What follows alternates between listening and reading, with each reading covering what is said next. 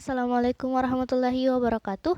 Berikut pemaparan saya mengenai materi mekanika gelombang. Yang pertama, pengertian gelombang. Gelombang mekanik adalah gelombang yang dihasilkan dari perempatan energi mekanik pada suatu medium yang berasal dari getaran suatu benda yang mengganggu medium sekitarnya. Contohnya gelombang mekanik yaitu gelombang bunyi, gelombang tali, gelombang pegas, dan gelombang pada permukaan air. Kemudian berdasarkan sumbernya, gelombang juga dapat dibagi menjadi dua, yaitu satu gelombang mekanik, dua gelombang elektromagnetik. Berdasarkan arah rambat dan arah getarnya juga, gelombang dapat dibagi menjadi dua.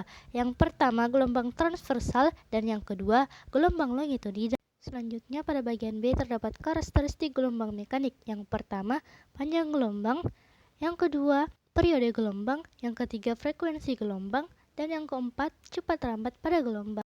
Masuk ke bagian C mengenai jenis-jenis gelombang mekanik. Menurut arah getaran dan arah perambatannya, gelombang dapat dibedakan menjadi dua macam, yaitu gelombang transversal dan gelombang longitudinal. Yang pertama, gelombang transversal dapat dilihat dari gambar bahwa arah getarannya dan arah rambatannya gelombang transversal, yaitu satu panjang gelombang adalah jarak yang sama dengan satu bukit gelombang ditambah satu lembah. Kedua, gelombang longitudinal, di mana jaraknya sama dengan satu rapatan ditambah satu renggangan. Masuk ke bagian D tentang gelombang pada permukaan air.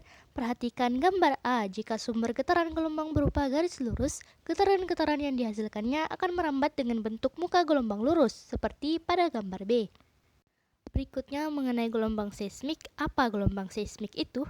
Jika suatu gempa mengguncang lapisan kerak bumi, guncangan itu akan diteruskan oleh getaran yang disebut gelombang seismik.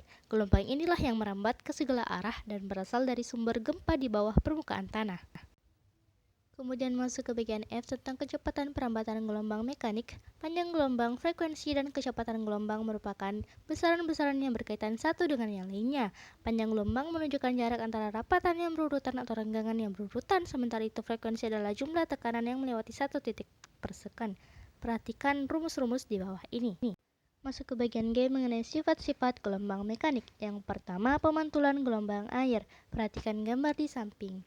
Dari gambar tersebut, menurut hukum Snellius, gelombang datang, gelombang pantul, dan garis normal berada pada satu bidang dan sudut datang akan sama dengan sudut pantul, seperti tampak pada gambar berikut.